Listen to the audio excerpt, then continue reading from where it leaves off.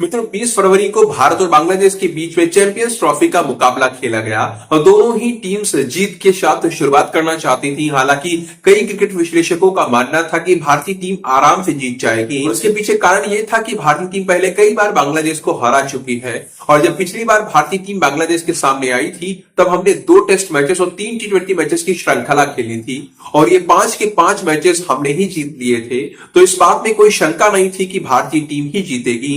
पर बांग्लादेश वालों ने कल जिस तरह का खेल दिखाया उसने सबको चौंका दिया और इस मुश्किल स्थिति में शुभमन गिल ने जो करके दिखाया उसने कई सारे लोगों को जवाब दे दिया, कई लोगों के भ्रम दूर कर दिए। उन्होंने अपने आप को भारतीय टीम के वाइस कैप्टन के रूप में स्थापित कर लिया। मित्रों कल टॉस जीतकर बांग्लादेश वालों ने बल्लेबाजी करने का निर्णय लिया था और उनकी बल्लेबाजी चल नहीं पाई। मित्रों कल टॉस जीतकर बांग्लादेश वाले बल्लेबाजी करने के लिए तो आ गए पर उनकी बल्लेबाजी चल नहीं पाई। 35 रनों पर ही उनके 5 विकेट गिर गए। पर जाकिर अली और तौहीद हृदय ने जबरदस्त खेल दिखाया और बांग्लादेश को 200 पार पहुंचा दिया।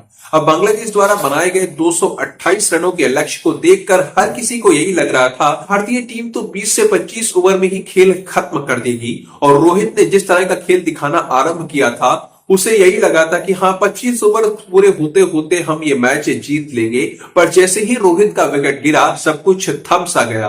इसके बाद विराट कोहली आए, उन्होंने भी अच्छी शुरुआत की पर 22 रनों पर ही चले गए। फिर श्रेयस अय्यर जो कि इंग्लैंड के खिलाफ हर एक मैच में ही अच्छा कर रहे थे लेकिन बांग्लादेश के खिलाफ कुछ नहीं कर पाए, मात्र 15 रन बनाकर आउट हो गए, वापस चले गए। अक्षर पटेल, उन पर तो कोच और कप्तान इतना भरोसा करते हैं कि केएल राहुल से पहले उन्हें ही मैदान पर भेज दिया गया पर कल वो भरोसे पर खरे नहीं उतर पाए।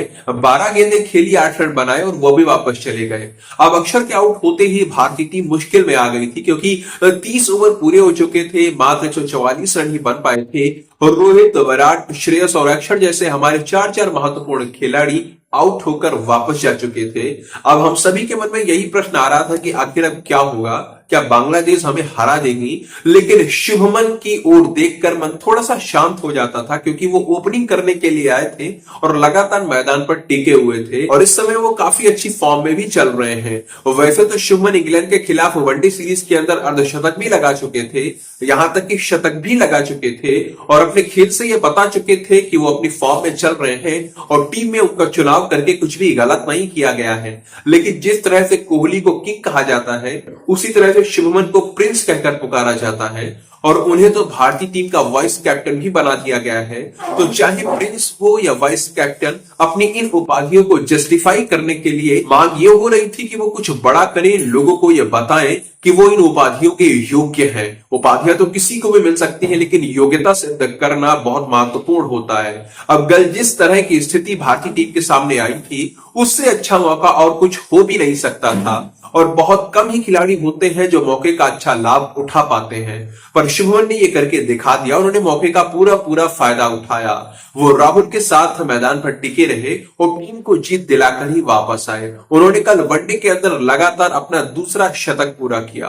कुल मिलाकर वनडे मैचेस में उनका ये 8वां शतक था। इसके साथ ही वो वनडे मैचेस के अंदर भारतीय टीम की ओर से सबसे तेजी से 8 शतक पूरे करने वाले बल्लेबाज बन गए। शुभमन गिल ने वनडे के अंदर खेली गई अपनी 51 पारियों के अंदर अब तक 62 की एवरेज से 100 के स्ट्राइक रेट के साथ हमें कुल 2688 रन बना लिए हैं। इनमें 8 शतक और 15 अर्धशतक भी शामिल हैं। उन्होंने कल के मैच में किए गए अपने शानदार प्रदर्शन के कारण मैन ऑफ द मैच पुरस्कार भी जीत लिया। गिल लगातार 2 वनडे शतक लगा चुके हैं। एक उन्होंने इंग्लैंड के खिलाफ आखिरी वनडे मैच में लगाया था, एक चैंपियंस ट्रॉफी के पहले मैच में लगा दिया। अब हमारा जो अगला मैच पाकिस्तान के खिलाफ है, अगर उसमें भी वो शतक लगा देते हैं तो वो एक रिकॉर्ड बन जाएगा। वो 3 ओडीआई शतक लगातार बनाने वाले बल्लेबाज बन जाएंगे। वैसे कल गिल ने तो अच्छा किया ही, इसके साथ में रोहित शर्मा ने भी एक बड़ी उपलब्धि प्राप्त की है। वैसे तो रोहित कल कुछ ज्यादा नहीं कर पाए, केवल 41 रन ही बना पाए थे, पर इन 41 रनों ने उन्हें 11,000 रनों के विशेष क्लब में पहुंचा दिया है। वनडे के अंदर 11,000 रन पूरे करना एक बड़ा माइलस्टोन माना जाता है और भारत की ओर से अभी तक मात्र 4 ही खिलाड़ी ऐसे हुए हैं जिन्होंने ये उपलब्धि प्राप्त की है। पहला स्थान है सचिन तेंदुलकर का, जिन्होंने कुल 18,000 रन वनडे कैरियर में बनाए थे।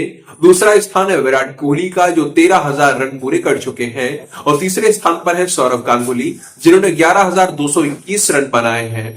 अब चौथा स्थान रोहित का हो गया है, जिन्होंने 11,000 रनों का क्लब ज्वाइन कर लिया।